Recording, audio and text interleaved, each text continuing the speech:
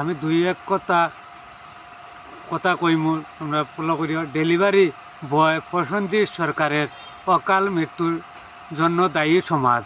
কারণ একটা মেয়ে মারি দিছে, এটি লাগে মরছে না, মরছে সমাজের কিছু মানুষের কারণে।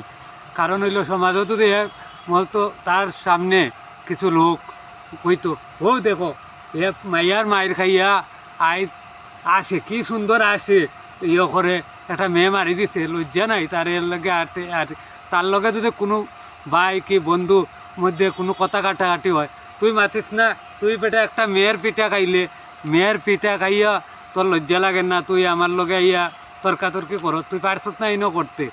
এটি আমাদের সমাজও এরকম লোক আছে।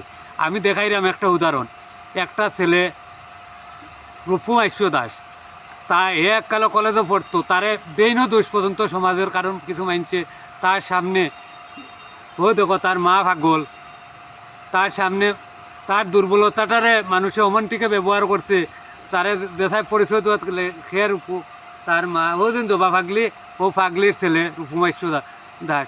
কলেজে পড়ার সময় তার বন্ধুরও তারে কোনো সময় ইয়েও করছে, কলেজে পড়া অবস্থায়ও কোনো বন্ধু আমার সামনে একটা ছেলে তারে পরিচয় দেয়, ও চিনচ আরেকজনকে পরিচয় দেয়, ও চিনচস না নিয়ে যাও জবা ফাগলিদের বাজারও ঘুরে টান ফুলা বেটা বিয়ে ফাইস করতে ইয়ে করছে।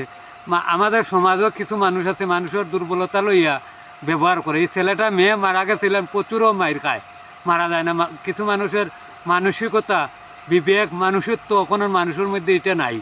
এর লাগিয়া যদি ওখানে এই ছেলেটা মরতো না, তে মানুষে কোনো দিনও ইয়ে করতো না, তারে নিয়ে এই মাইয়াটারে ভুল চাওয়াইতো, চাইয়া সে মেয়েটা ভিডিও ছাড়ছে, যদি জিতা থাকতো, যদি আমাদের সমাজে কিছু মানুষ আছে নিয়া জিতা থাকলে তার কাছে বলছে এই ভিডিওটা তাই দেন বলচার, এটি প্রমাণ করতো, তে সমাজও এটিও সবচেয়ে বড় কাজ। আর যাতে এরকম ঘটে না, এই মৃত্যু আমরা সকলে দুঃখিত, যাতে এরকম আর যাতে সমাজে এরকম না ঘটে, এটার দিকে লক্ষ্য রাখিয়া সমাজও যারা ভুল করে, একটা মানুষের সামনে একটা মানুষের ভুল করলে প্রতিবাদ করাটা মানুষে শিখতো, নাহলে সমাজও কোনো দিনও এই দুর্বলতাটা কোনো দিনও যাইতো না, এরকম আরও ঘটবো।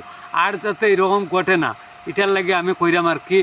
আর ডেলিভারি বয় প্রসেনজিতের সরকারের অকাল মৃত্যুর জন্য